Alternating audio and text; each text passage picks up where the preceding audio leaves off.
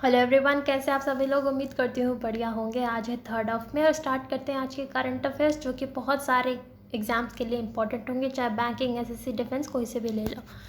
ठीक है, स्टार्ट करते हैं बिना किसी देरी के हमारी पहली न्यूज़ के साथ, जो है इम्पॉर्टेंट डे से रिलेटेड। जी हाँ, आज आता है वर्ल्ड प्रेस फ्रीडम डे।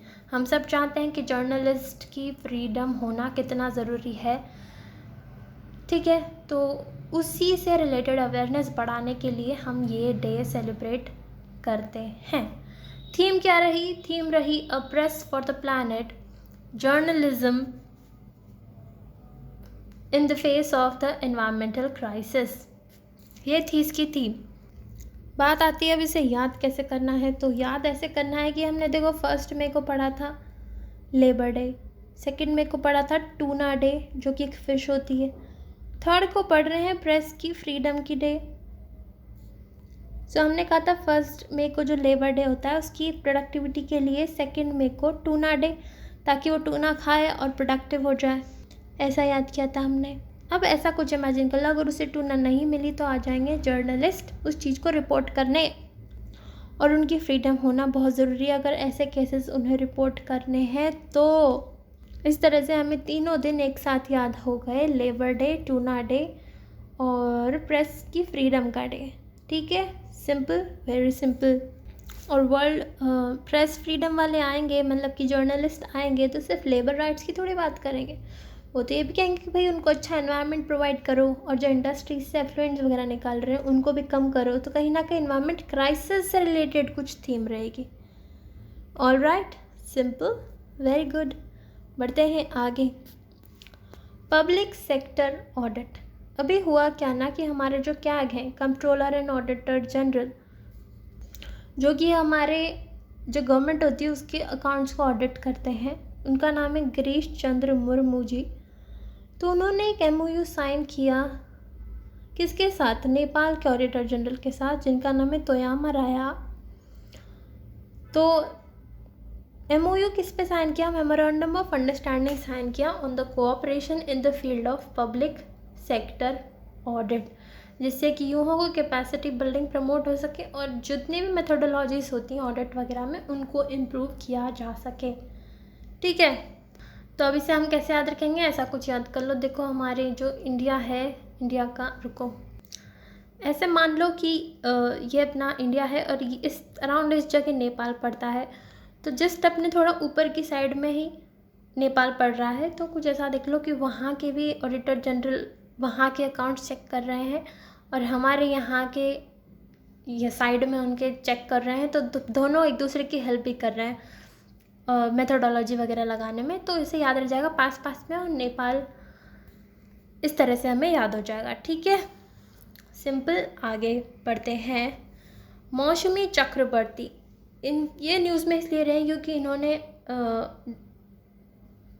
इन्हें अपॉइंट किया गया है as director general of Akashvani news. Akashvani, अच्छी अच्छी वाणी निकले, मधुर मधुर। उसके लिए क्या खाना चाहिए? मौसमी खानी चाहिए ना, मौसमी, मौसमी। इस तरह से कुछ याद कर सकते हो आप अच्छे बच्चों की तरह। बढ़ते हैं आगे GST कलेक्शंस पे। GST कलेक्शंस ने रिकॉर्ड पार कर दिया इस बार 2 लाख करोड़ का। इस बार का अप्रैल का कलेक्शन जो रहा वो रहा 2.10 लाख करोड़। तो ये पहली बार हुआ है, तो ये काफ़ी बड़ी बात हो जाती है। And with 12.4 year on year growth. So ये चीज़ हमें याद रखनी है। सो लोगों से कहते हैं ना GST दो, GST दो। सो 2 से 2 का पार कर दिया हमने, जो भी थ्रेशोल्ड था उसको पार कर दिया। सो 2 लाख करोड़। सिंपल। बढ़ते हैं ISSAR 2023 पे। ये क्या है? ये एक तरीके की रिपोर्ट है जो कि कंपाइल कौन करता है? ISRO system for safe and sustainable space operations management. जी हाँ, इस रिपोर्ट का फुल फॉर्म है Indian space situational assessment report. इसमें बेसिकली स्पेस को थोड़ा एनालाइज किया जाता है कि भाई उसमें क्या क्या हैज़ार्ड्स हो सकते हैं। मतलब हमारी सैटेलाइट्स वगैरह भेजते रहते हैं, तो वो किन किन चीज़ों से वल्नरेबल है, कोई मेटेओर्स या कॉमेट्स वगैरह से टकरा तो नहीं जाएगी। उन सारी सिचुएशन का असेसमेंट करते हैं, इसलिए Indian space situational assessment report इसका नाम है। रिलीज़ की एस सोमनाथ जी ने, जो कि हमारे इसरो के चेयरमैन हैं। और ये मैंने बता दिया, it assess the vulnerability of space assets in outer space to hazards like meteors, comets, and according to it total 3,143 objects were added to the space in 2023. Total 127 Indian satellites launch till 2023। Operational satellites हमारे government of India की ये हैं इतनी। इस तरह से कुछ इन्होंने फाइंडिंग्स बताई अपनी। इसके अलावा ये जो IS4OM ऑर्गेनाइजेशन है जो इसे कंपाइल करती है, ये ऑपरेट कर रही है 2022 से, और इनका मोटो यही है कि इंडिया के इसरो के जो स्पेस असेट्स हैं उनको कैसे सेफ रखना है और कैसे इंटरनेशनल गाइडलाइंस को फॉलो करना है। सो ये तो सिंपल था, आई थिंक ये तो फटाफट नाम से याद हो जाएगा क्योंकि सिचुएशनल असेसमेंट है और इसरो ही करेगा। ऑब्वियसली वही एक ऑर्गेनाइजेशन है हमारे देश में सबसे मेजर जो स्पेस वगैरह की चीज़ों में देखती है। सो ये तो याद हो जाना चाहिए। ठीक है, बढ़ते हैं आगे। Vice chief of naval staff कौन बने हैं? Vice admiral Krishna Swaminathan. ठीक है, और इससे पहले जो चीफ ऑफ नेवल स्टाफ हैं वो भी कुछ टाइम पहले ही पढ़े थे हमने, कौन है? एडमिरल दिनेश कुमार त्रिपाठी जी। अब इसे कैसे याद करेंगे? तो इसे इस तरह से याद कर सकते हैं कि मान लो कोई शिप है, नेवल से शिप याद आएगा, शिप, और इसमें जो पूरा नेवल स्टाफ है उसके जो हेड हैं, सबसे इम्पोर्टेंट हेड, वो क्या कर रहे हैं कि भाई हमारी जो पूरी जर्नी हो वो एकदम बढ़िया हो, उसके लिए पूजा पाठ कर रहे हैं। पूजा पाठ किससे कर रहे हैं? सो दिनेश। दिनेश का मतलब क्या होता है? दिन के ईश यानी कि सूर्य भगवान। दिन के ईश्वर कौन है? सूर्य भगवान है। तो सूर्य को ही दिनेश बोलते हैं, तो सूरज की पूजा कर रहे हैं ये कह के कि भाई हमारी जो पूरी जर्नी हो उसमें हमारी रक्षा करना। तो अब सूरज भगवान ये सब सुन के कृष्ण जी को भेज देते हैं इनकी हेल्प करने एज अ वाइस चीफ। इस तरह से ऐसा कुछ याद कर लो आप। वाइस चीफ कौन आएंगे? कृष्ण स्वामीनाथन। ठीक है, अगर डायरेक्ट याद हो जाए तो वैसे याद कर लेना, नहीं तो ये सिली सी स्टोरी याद रख लेना। ठीक है, और ये सिर्फ हम याद करने के लिए सिली सिली स्टोरी बनाते हैं, वरना डायरेक्ट हो जाए तो डायरेक्ट कर लेना, इग्नोर कर देना इन सब चीज़ों को। अब आते हैं जियो थर्मल प्रोजेक्ट पर।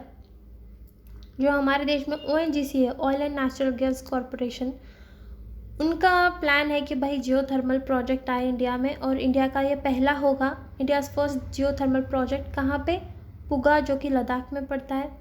2 साल पहले भी इन्होंने ट्राई किया था 2022 में, लेकिन तब वो सक्सेसफुल नहीं हो पाया था, लेकिन अब वापस ड्रिलिंग कर रहे हैं। सवाल ये आता है जियो थर्मल प्रोजेक्ट क्या होता है? तो इसमें ये होता है कि अर्थ की हीट से जो गर्मी आती है उससे हम एनर्जी बनाते हैं, यानी कि नीचे से जो गर्म पानी निकलेगा उससे या उसकी स्टीम से टरबाइन को घुमाएंगे और उससे इलेक्ट्रिसिटी जनरेट होगी, और ये इंडिया का पहला होगा। तो अगर ये सक्सेसफुल हो जाता है तो project could open up a source of emission free electricity, space heating, irrigation, बहुत सारे इसके यूजेस हो सकते हैं।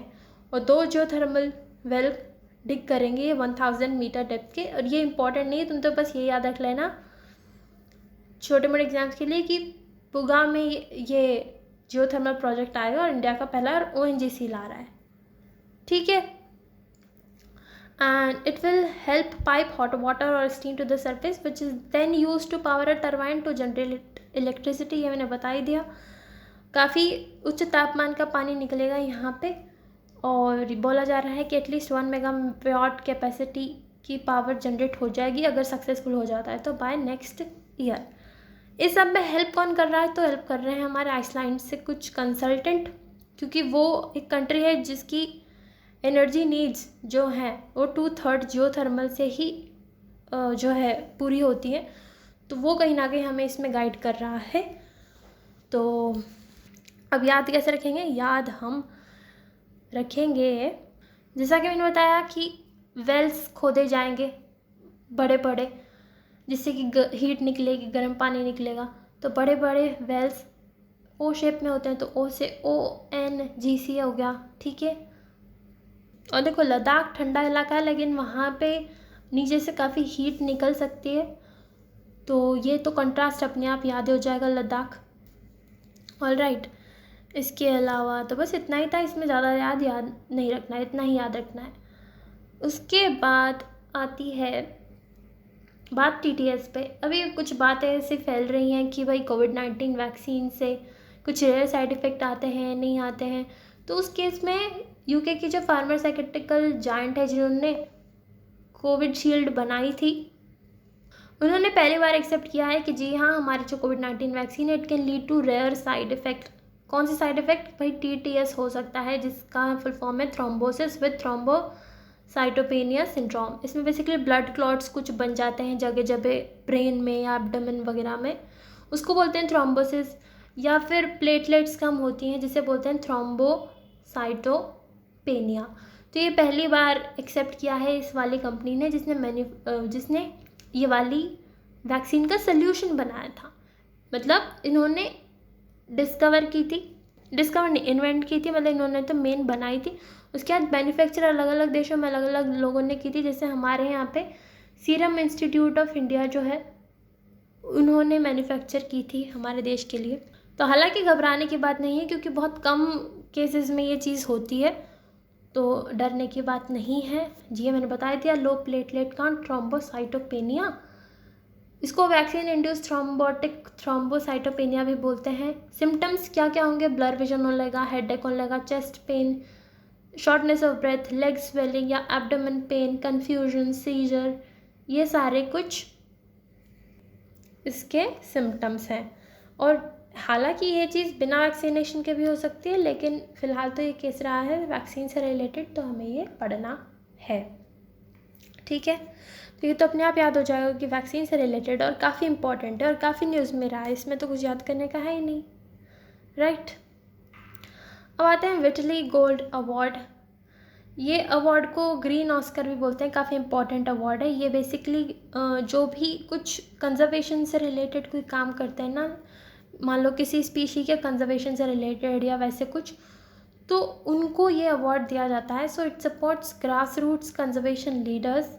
और इस बार किसको मिला है? तो असम की वाइल्ड लाइफ कंजर्वेशनिस्ट जो हैं डॉक्टर पूर्णिमा देवी बर्मन, उन्हें ये वाला अवार्ड दिया गया है। और किसके लिए? For the conservation of endangered greater adjutant stork, locally known as hargila. तो बेसिकली एक तरीके की बर्ड होती है ग्रेटर एडजुटेंट स्टॉर्क, उनके कंजर्वेशन के लिए इन्होंने जो काम किया उसके लिए इन्हें ये अवार्ड दिया गया। ऐसा कुछ इमेजिन कर लो कि हमें ये बर्ड बचानी थी, तो बचाने के लिए इन्हें ढूंढना पड़ेगा। कब ढूंढेंगे? पूर्णिमा की रात में ढूंढेंगे, क्योंकि सब अच्छे से दिख जाएगा पूर्णिमा की रात को। तो पूर्णिमा देवी बर्मन जाती है इनके कंजर्वेशन के लिए और खुश होके इन्हें खूब सारा गोल्ड दे दिया जाता है। इस तरह से कुछ याद कर लो। हालांकि गोल्ड नहीं, अवार्ड दिया गया है, मगर हमें तो याद करना है, राइट। सो विटली गोल्ड अवार्ड, पूर्णिमा देवी बर्मन जी, जो कि आसाम से हैं। एंड इसे लोकली क्या बोला जाता है? हरगिला भी बोलते हैं उनकी लोकल लैंग्वेज में इस बर्ड को। ऑल राइट, सिंपल हो गया याद। इतना ही था आज के सेशन में। I hope it help you. Thank you so much. Have a nice day.